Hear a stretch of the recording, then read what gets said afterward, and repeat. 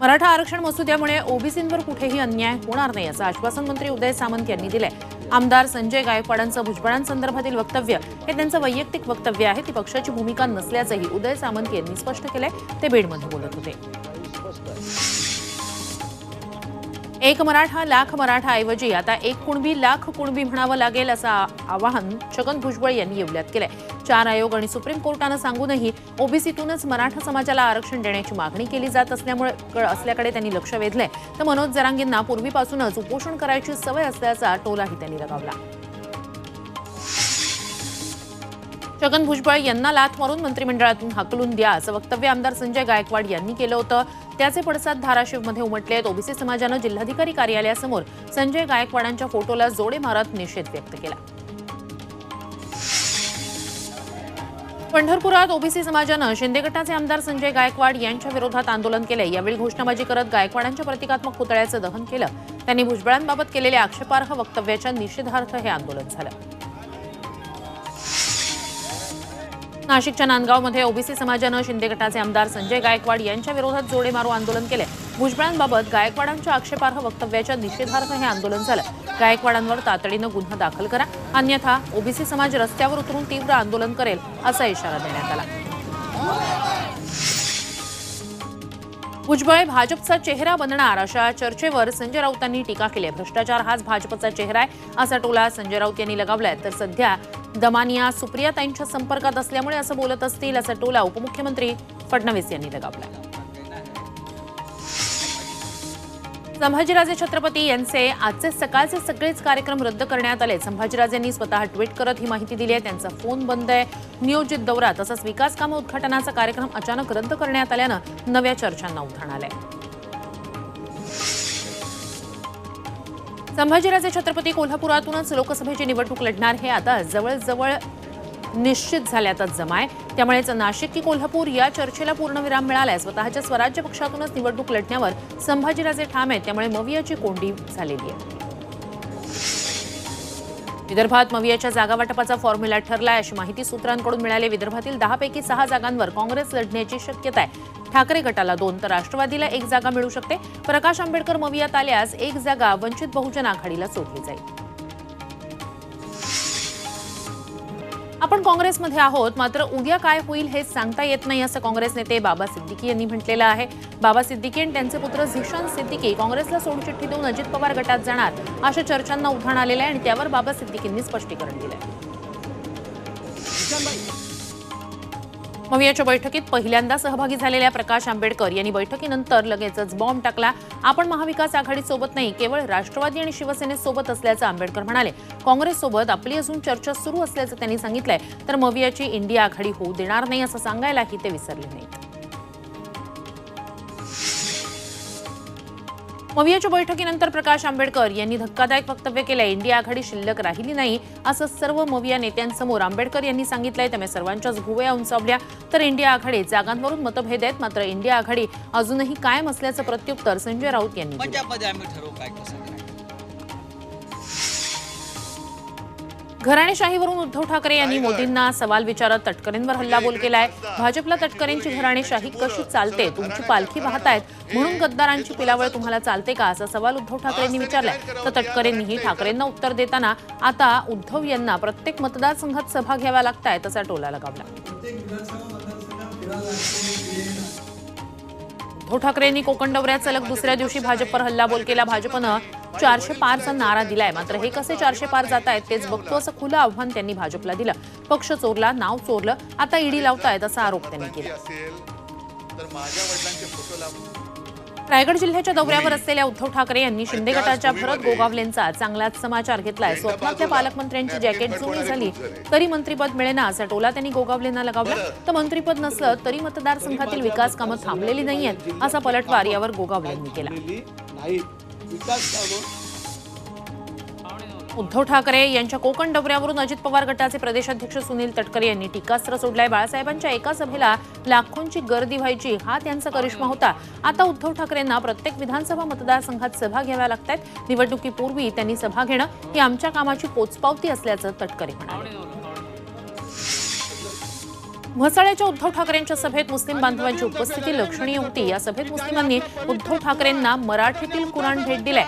सय्यद अहमद कादरी आणि नदीम दफेदार या शिवसैनिकांनी उद्धव ठाकरेंना मुस्लिम धर्मियांसाठी अत्यंत पवित्र असणारा कुराण ग्रंथ भेट दिला। ज्या आसनावर बसून बाळासाहेबांनी शिवसेना चालवली ते आसन नित्यपूजेसाठी आपण घरी आणलं होतं, मात्र एसीबीनं त्याची ही किंमत केली असा आरोप ठाकरे गटाचे आमदार राजन साळवींनी केलाय। जनता यांना माफ करणार नाही असा इशाराही साळवींनी दिलाय। तर सरकारी अधिकारी त्यांचं काम करतायत असा पलटवार यावर शिंदे गटाच्या संजय शिरसाट यांनी केलाय। ठाणे टोलनाक्यावर अडकलेली वाहनं मनसे अध्यक्ष राज ठाकरेंनी सोडली आहेत। नाशिक दौरा आटपून मुंबईला येताना ठाणे टोलनाक्यावर त्यांना मोठ्या संख्येनं गाड्या ट्रॅफिकमध्ये अडकलेल्या दिसल्या, तेव्हा स्वतः टोलनाक्यावर जाऊन त्यांनी अडकलेल्या गाड्यांना रस्ता करून दिलाय। यावेळी खास ठाकरे शैलीत त्यांनी कर्मचाऱ्यांना सज्जड दमही भरला।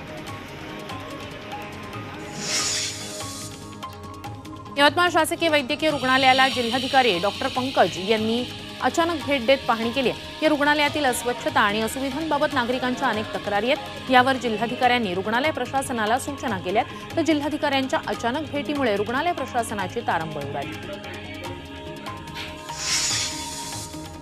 खासदार अमोल कोल्हे यांनी संसदेत बिबट्यांचा बंदोबस्त करण्याची मागणी केली आहे। उत्तर पुणे जिल्ह्याच्या शिरूर, आंबेगाव, खेड, जुन्नर तालुक्यात काही दिवसांपासून बिबट्याची दहशत मोठ्या प्रमाणात वाढली आहे। हाच मुद्दा संसदेत उपस्थित करत त्यांचा बंदोबस्त करण्याची मागणी कोल्हेंनी केली।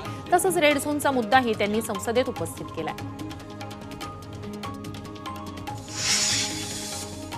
सोलापूरच्या मंगळवेढा तालुक्यातील 24 गावांनी मतदानावर बहिष्कार घालण्याचा निर्णय घेतलाय। अनेक वर्ष आंदोलनं करूनही उजनी धरणाचं पाणी मिळत नसल्यानंच तसंच मंगळवेढा सिंचन योजनेचंही काम पूर्ण झालं नसल्यानं हा निर्णय घेण्यात आलाय। लोकसभा निवडणुकांपूर्वी योजनेसाठी निधी मंजूर न केल्यास मतदानावर बहिष्काराचा इशारा दिला गेला। अकोला जिल्ह्यातील मूर्तिजापूर नगर परिषदेविरोधात वंचित बहुजन आघाडी मैदानात उतरली आहे। नगर परिषद नागरिकांकडून मालमत्ता करावर पठाणी व्याज वसूल करते असा आरोप यावेळी वंचितनं केलाय। त्याच्या निषेधार्थ वंचितनं नगर परिषदेवर खडक मोर्चा काढला। सांगलीतील जत तालुक्यात 65 गावांच्या पाणी प्रश्नी सर्वपक्षीय लाक्षणिक उपोषण केलं गेलं। 65 गावांसाठी मंजूर म्हैसाळ सिंचन योजनेचं काम तातडीनं सुरू करावं, तसंच जतमधील 4 गावांचा टेम्पो योजनेत समावेश करावा या मागणीसाठी माजी आमदार विलासराव जगताप यांच्या नेतृत्वात काळ्या फिती बांधून उपोषण झालं। अन्यथा तीव्र आंदोलनाचा इशाराही देण्यात आला। नागपूरमध्ये अजित पवार गटानं महाल शिवाजी पुतळा चौकात बँड वाजवत पदयात्रा काढत स्वच्छता अभियान राबवत आंदोलन केलंय। महापालिकेत प्रशासकीय राज सुरू आहे, त्यामुळे सध्या शहरात स्वच्छतेचा बोजवारा उडालाय। त्यामुळे आंदोलन करून प्रशासनाला जाग करण्याचा प्रयत्न करण्यात आला। प्रशांत पवारांच्या नेतृत्वात हे आंदोलन करण्यात आलं। अकोल्यात आशा वर्कर संघटनेनं अश्रू आंदोलन केलंय। मानधनासह आपल्या इतर मागण्यांसाठी ते आंदोलन करतायत, तर दुसऱ्या ठिकाणी सरकार विरोधात लाटणं आंदोलन करण्यात आलं। पेन्शन योजना लागू करावी, तसंच इतर ऑनलाईन कामं सोपवली जाऊ नयेत अशा मागण्या यावेळी करण्यात आल्या।